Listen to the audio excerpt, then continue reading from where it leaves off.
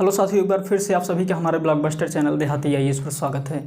कैसे हैं आप सभी? आशा करते हैं मस्त हैं, चुस्त हैं, दुरुस्त हैं, बिंदास हैं।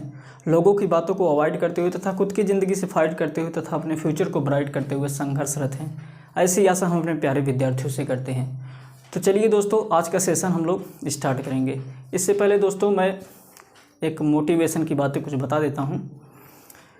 एक बात है साथियों, जब तक ज़िंदगी है, ज़िंदगी में रोज़ तो चैलेंजेस आएंगे। डेली ही चैलेंजेस हमारी ज़िंदगी में आते रहते हैं साथियों।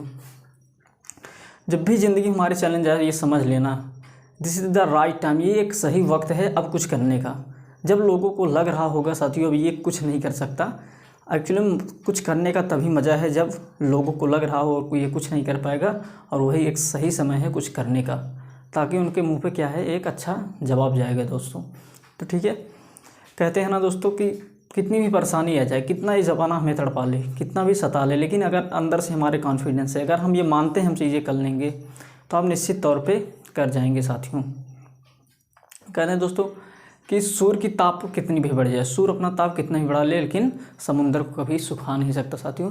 तो हमें समंदर बनना है, समंदर की इस एटीट्यूड को अपने पास रखना है कि ज़माना ये लोग कितना भी कहें, कितनी भी गालियाँ दें, कितना भी ताना मारें, ठीक है, हमें पर हिलना नहीं है, बोलना भैया देव हिट, ठीक है, हिट दो, कुछ मुझे फ़र्क नहीं पड़ता क्योंकि मैं तो समंदर हूँ। तो ठीक है साथियों, आज के इस मोटिवेशन कोट के साथ हम लोग क्या है अपना सेशन स्टार्ट करेंगे। तो आज का हमारा जो टॉपिक है दोस्तों वो है बंगाल में द्वैत शासन। मुझे लगा दोस्तों इस पर एक बात करनी चाहिए।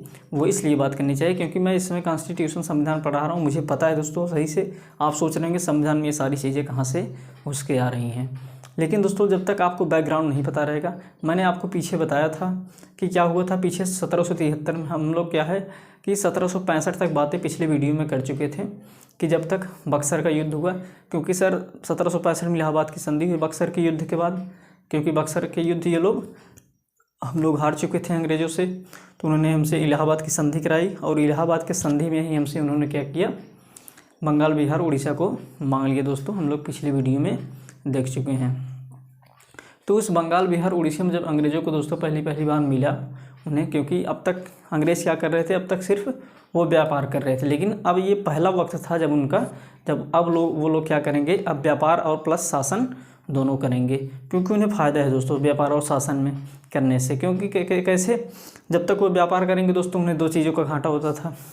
एक तो कोई भी इस देश में कोई भी कहीं से भी माल उठाओ तो सरकार को टैक्स दोगे, फिर अपनी क्या क्या एक्टिविटीज़ करें सरकार को बताना पड़ेगा, फिर सरकार को टैक्स दोगे तो खुद की रेवेन्यू, कंपनी अपनी रेवेन्यू घटाती थी भाई, टैक्स देने से आपका रेवेन्यू जो राजस्व तो घटेगा है। तो इसमें क्या हुआ, गवर्नमेंट को मतलब ब्रिटिश कंपनी को क्या हो गया, ईस्ट इंडिया कंपनी को, एक तो उसे अब टैक्स देना नहीं पड़ रहा है, तो उसका टैक्स पूरी तरह से बच रहा है साथियों। तो उसका क्या हुआ, उसके कंपनी का अब ग्रोथ बहुत तेज़ी से हो रहा है। और दूसरी बात, टैक्स देना नहीं पड़ रहा है, प्लस अब वो टैक्स उल्टा ले रही है सबसे। सोचिए, एक तो व्यापार से अलग मुनाफा कमा रही है, दूसरा अब राजस्व इकट्ठा करके वो अलग मुनाफा कमा रही है। लेकिन बंगाल, बिहार, उड़ीसा दोस्तों उस समय इतना छोटा नहीं था, बहुत बड़े बड़े राज्य थे दोनों। बंगाल तो बहुत ही बड़ा था, वैसे बिहार वैसे उड़ीसा भी था। तो जब अंग्रेज़ों ने इन तीनों राज्यों के एक साथ जीता, तो उनके सामने सबसे पहले ये चैलेंज था कि यार यहाँ पर सारे सिस्टम को हम लोग लागू कैसे करें, क्योंकि उनके पास उतने अधिकारी नहीं थे, क्योंकि वो बाहर से आए थे, उनके पास इतने अधिकारी नहीं थे, उतने प्रशासन सिस्टम नहीं थी कि वो एक अच्छा तरीके से राज्य को चला सके। तो उन्होंने सोचा क्यों ना यहाँ के जो राजा हैं, उन्हें तो भाई हरा तो दिए थे लेकिन मारे नहीं थे, सिर्फ हराए थे, ठीक है। तो वहाँ के जो मुगल थे उसमें शाह आलम द्वितीय थे, तो उनको तो भैया क्या किए, 26 लाख रुपए प्रति ईयर पेंशन पे रख दिए। बोले हमें बंगाल, बिहार, उड़ीसा दे दो, हम देख लेंगे, आप बस 26 लाख प्रति ईयर वार्षिक उन्हें पेंशन दे दीजिए। मतलब एक साल में 26 लाख उन्हें पेंशन देते थे शाह आलम द्वितीय को, जो मुगल शासक थे, कि भैया आप वहाँ पर जाके आराम करो, मस्त अय्याशबाजी करो, हम आपको वहाँ पर इतना पेंशन हर साल पहुँचा दिया करेंगे।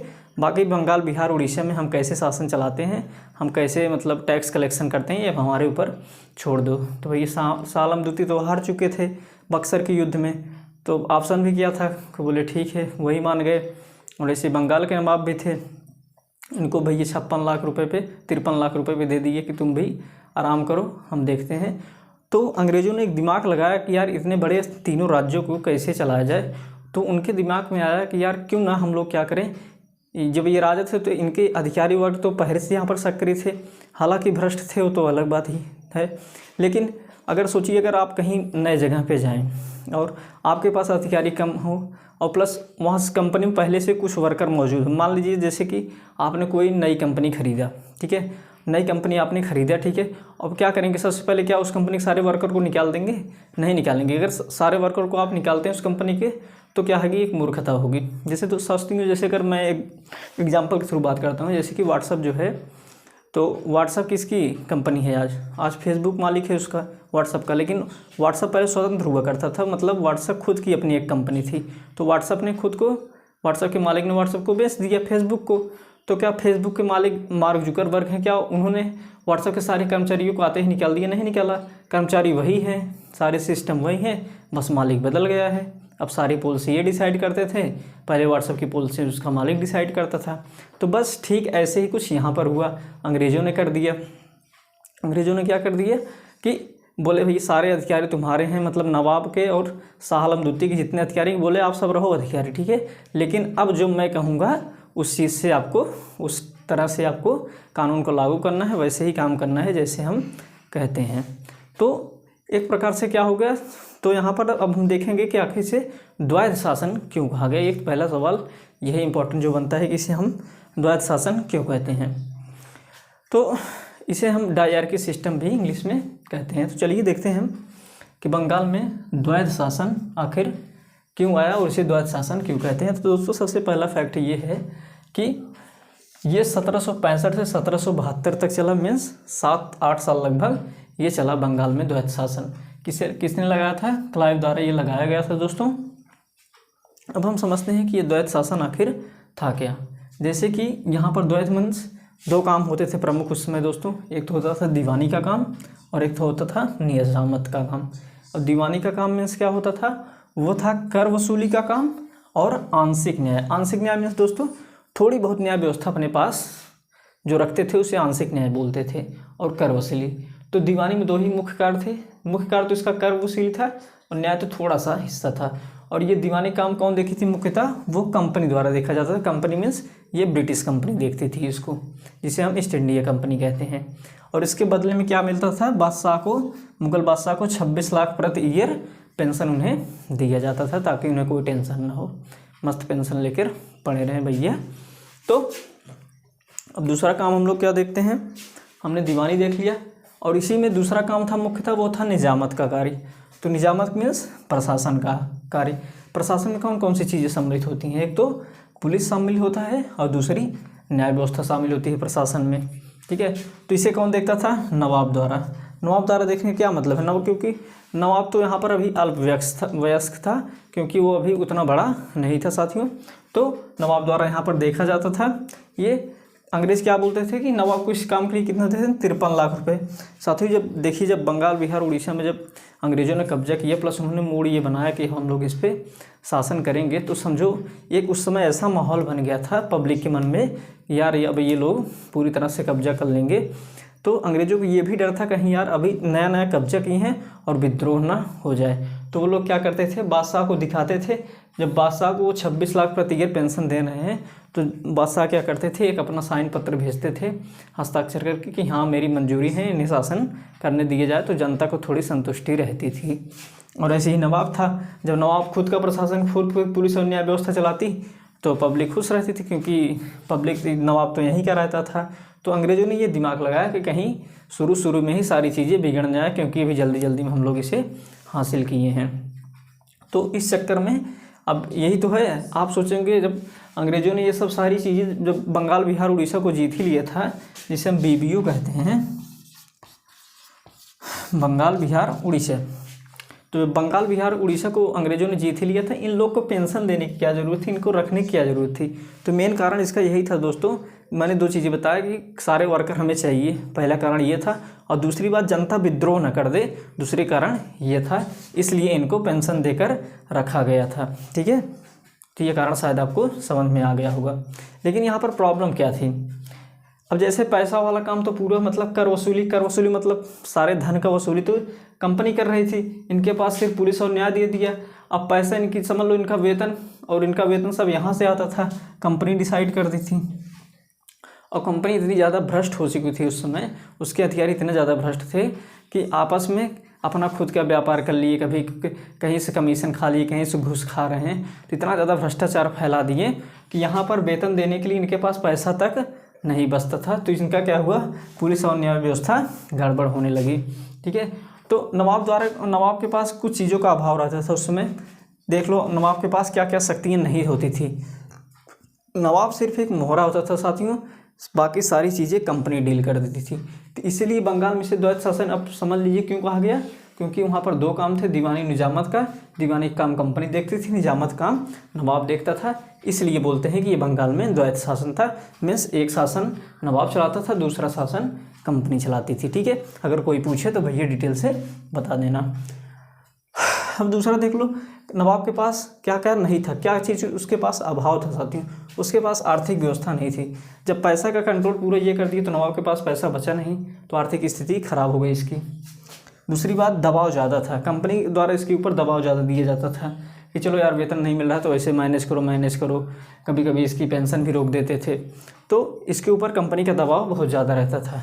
दूसरी बात, इसके पास पावर बची नहीं। पुलिस और न्याय भले इसके पास रहता था, लेकिन फाइनली जब तक ये लोग पास नहीं करते थे कोई बिल कोई कानून, तब तक पुलिस और न्याय कुछ नहीं कर सकती थी। इसके ऑर्डर कोई मानता ही नहीं था साथियों, बस इसको एक मोहरा बना के रखे थे, क्योंकि अधिकारी बात ना मानते थे किसकी, इस मतलब नवाब की बात नहीं मानते थे। क्योंकि अगर अधिकारी को ये पता हो जाए कि हमारे भैया नवाब साहब क्या कर लेंगे, ज़्यादा इनकी तो वैल्यू खुद की नहीं है जब, तो क्या कर लेंगे, हमारा घर की मुर्गी दाल बराबर साग बराबर।